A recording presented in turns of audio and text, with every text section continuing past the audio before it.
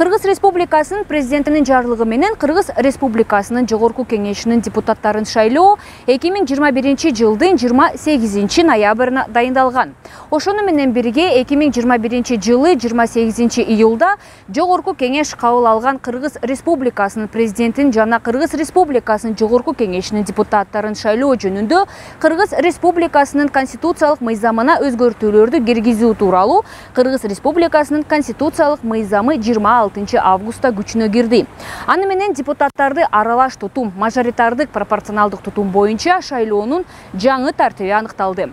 Андыктан шайлоочулар үчүн атайын даярдалган видео сабактарда Жогорку Кеңешинин депутаттарын шайлоону даярдоо жана өткөрүү боюнча негизги уюштуруу практикалык иш-чаралары боюнча маалымат берилет.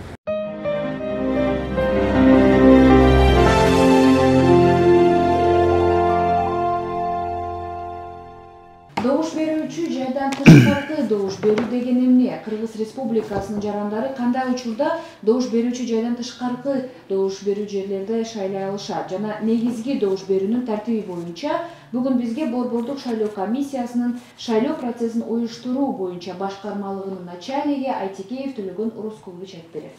Төлөгөн Орозкулович, негизи добуш берүүчү жайдан тышкары добуш берүү тууралуу айтып берсеңиз, бул эмне деген? Туура, шайлоочулардын шайлоо укуктарын камсыз кылуу боюнча ушу шайлоо комиссиялары бир топ иш-аракеттер жүргүзүлөт.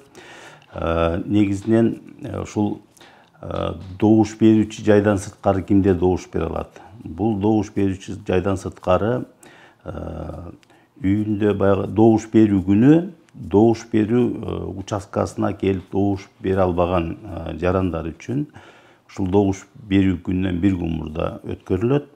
Бул 27 ноябрда болот.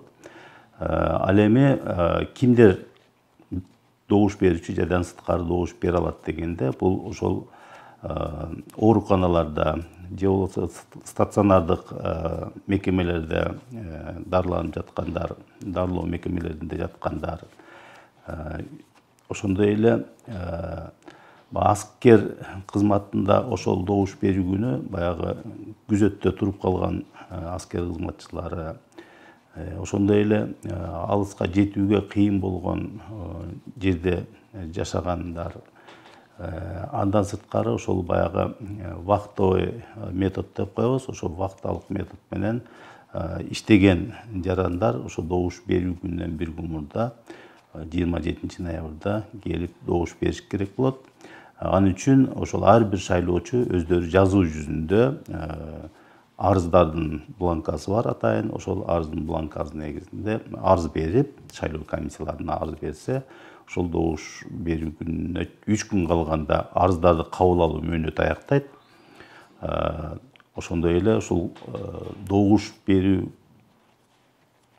жайдан сырткары добуш бере турган шайлоочулардын реестри ошол участкалык шайлоо комиссиялары тарабынан түзүлүп, ошол шайлоо участкасынын сыртында илиниш керек. Бул мөөнөт ошол добуш берүү күнүнө чейин 3 күн калганда болуш керек да.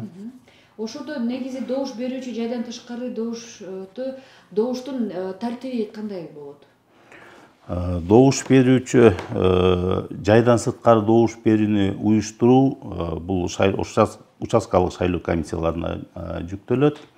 Участкалык шайлоо комиссиялары ошо добуш берүүчү жайдан сырткары добуш берүүнү уюштуруу үчүн добуш берүү күнүнө 2 күн калганда өздөрүнүн жыйынын өткөрүп, баягы добуш берүүчү жайдан сырткары добуш берүүнү ошол участкалык шайлоо комиссиясынын кайсы мүчөсү жүргүзөт, ошол боюнча чучугулак өткөрүшөт.